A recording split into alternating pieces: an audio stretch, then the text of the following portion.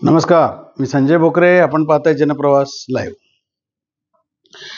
अंजली दमानिया यांची प्रेस आणि गेले काही दिवस आपण बघतोय त्या किती आक्रमकतेनं पहिला देशमुख प्रकरण जे बीडचं घडलं, हत्या त्याची जी झाली सरपंचाची, आता तो विषय थोडा बाजूलाच पडतोय. आता ते भ्रष्टाचाराकडे त्यांचं जे पहिल्यापासून जे काम करतात ते भ्रष्टाचाराविरोधात आवाज उठवणं आणि ते नंतर आवाज उठवता ते परत कुठं थांबतं हेच कळत नाही.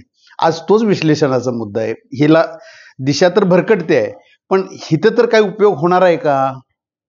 तर अजिबात ह्या त्यांच्या आरोपाचा काही परिणाम ते राष्ट्रवादी अजितदादा पक्ष काही घेईल असं काय त्यांच्यावर परिणाम होईल असं काहीही दिसत नाही. याचं कारण असं आहे की जुन्या काही घटना बघाव्या लागतील. अजितदादांच्यावर पाटबंधारे मंत्री, जलसंपदा मंत्री वगैरे त्यावेळेला त्यांच्यावर आरोप झाले. 70,000 कोटीचा घोटाळा. आता त्यांना क्लीन चिट मिळाले. अगदी अलीकडे पंतप्रधानांनी सुद्धा आरोप केले, पण त्याच्यात काही तथ्य नसल्यामुळे त्यांना उपमुख्यमंत्री पद दिलं, अर्थमंत्री केलं. म्हणजे काही त्याच्यामध्ये तथ्य नाही हेच म्हणावं लागेल ना आता. आणि अजितदादांच्यावर तत्कालीन परिस्थितीमध्ये गोसी खुर्द प्रकल्प असेल, जलसंपदा विभागाचे बरेच प्रकल्प चालू होते, त्यामध्ये प्रचंड मोठा भ्रष्टाचार आहे म्हणून ह्याच अंजली दमानिया यांनी प्रचंड आंदोलन केलेलं होतं. अशी कागदपत्र गोळा केली ती आणि ती त्या पद्धतीनं त्या मला वाटतं त्या न्यायप्रविष्ट सुद्धा काही गोष्टी झालेल्या होत्या तत्कालीन परिस्थितीत. पण एक नक्की आहे की त्यांनी खूप आरोप अजितदादांच्यावर, म्हणजे धनंजय मुंडे काहीच नाही तेवढे आरोप अजितदादांच्यावर केले. अजितदादा तर हे नेते आहेत, त्यांचे राष्ट्रवादी पक्षाचे राष्ट्रीय अध्यक्ष आहेत आत्ता, आणि धनंजय मुंडे हे साधे मंत्री आहेत. त्यांचे ते नेते आहेत सगळ्यांचे. आणि त्यांनाच एवढा त्रास दिलाय अंजली दमानिया यांनी की ते ह्यांचं काय ऐकून घेतील अशी परिस्थिती नाही आहे. आज मुंडे कॅबिनेट मीटिंग झाल्यानंतर आपण जर का बघितलं तर जोशात होते ते. त्यांना पूर्ण संरक्षण हे राष्ट्रवादी पक्षाचे अध्यक्ष आहेत, अजितदादांचं आहे. आणि देवेंद्र फडणवीस साहेबांचं पण असलं पाहिजे, मुख्यमंत्र्यांचं, कारण त्यांचे ते मित्र पण आहेत. परंतु मुख्य मुद्दा असा आहे की आरोपात काहीतरी तथ्य असेल तरच आम्ही कारवाई करू, हे अजितदादांनी पहिल्यांदा स्पष्ट केलेलं आहे. त्यामुळे अंजली दमानिया यांनी ही गोष्ट, हे जे आरोप आहेत, हे जे करतात, हे न्यायालयातच त्यांना जाण्याशिवाय पर्याय नाही. न्यायालयातनंच त्यांनी काहीतरी निर्णय घेतले पाहिजेत. पण कुठं माशी जिंकती हे कळत नाही. ते आरोप करतात ते पुढे लावून धरतात, परंतु नंतर तो विषयच गायब झालेला असतो.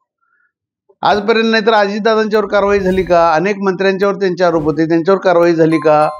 कुठं झाली कारवाई? आणि आता तुम्ही देशमुख प्रकरण राहिलं बाजूला, आता हे तिसरंच चालू झालंय. म्हणजे आता दमानिया आणि मुंडे, आता मुंडे सुद्धा आक्रमकतेने पुढे आले. त्यांनाही हेच पाहिजे की विषयांतर होऊ द्या, विषयांतर झालेलं बरं. कारण मधल्या काळात सुद्धा असं विषयांतर होत होतं. धस साहेबांच्याकडनं काही आरोप झाले, अभिनेत्रीवर झाले, तो विषय आता मी इथं घेत नाही.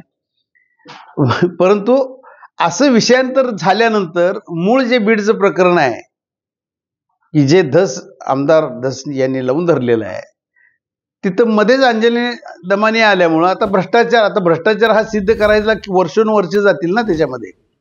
पण त्याच्यावर रोज बातम्या चालू झाल्या, सोशल मीडिया, डिजिटल मीडिया, सगळीकडे हेच चालू झालं आणि देशमुख प्रकरण विझलं का असाही विषय आला. आणि मुख्य याच्यात आहे की धनंजय मुंडेंना आता ऊर्जा मिळाली आहे. ते म्हणतात याच्यामध्ये काही तथ्यच नाही, हे नुसतंच आरोप करतात, नुसतं दमानिया नाही बदनामी आहे म्हटले त्यांनी तिला. म्हणजे आता आक्रमक हेच झाले, धनंजय मुंडेच झाले. आणि ह्याला वर्ण सगळं आशीर्वाद आहे. आणि आशीर्वाद आहेत म्हणजे दमानियांनी तसे पुरावे ठोस दिले पाहिजेत म्हणतात. आता हे ठरवणार कोण? सरकारच यांचं आहे. त्यामुळं न्यायप्रविष्ट बाब झाली पाहिजे, ही न्यायालयातनंच त्यांनी न्याय घेतला पाहिजे आणि हे लढलं पाहिजे. आणि बीड प्रकरण आहे ते, त्याच्यावर कुठं पडदा पाडायचा प्रकार चालू आहे का, हे जे शंका आता उत्पन्न व्हायला लागले आहेत, हे गंभीर आहे ना त्याच्यामध्ये. त्यामुळं आज ही जी पत्रकार परिषद झाली, ठीक आहे, मीडियानं दमानियांना आजपर्यंत साथच दिलेली आहे.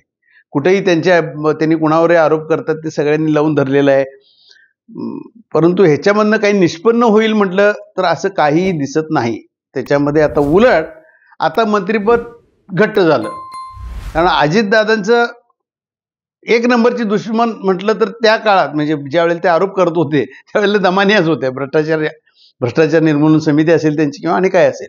मग तो अजितदादांना तो राग असणारच ना. मला अकारण बदनामी केली म्हणतात ते.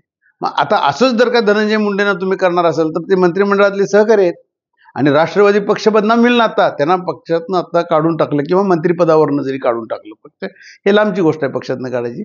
त्यांना थोडं थांबा, राजीनामा द्या म्हटलं तरी सुद्धा बॅकफूट आली ना, राष्ट्रवादी बॅकफूटवर आली.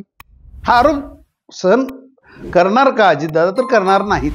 अंजली दमानी यांनी आत्ता केलेले आरोप हे अजितदादांना सहन झाले नसल्यामुळं त्यांचा निर्णय ठाम असा असणार की ह्याच्यामधले पुरावे सिद्ध करावेत कोर्टात जाऊन.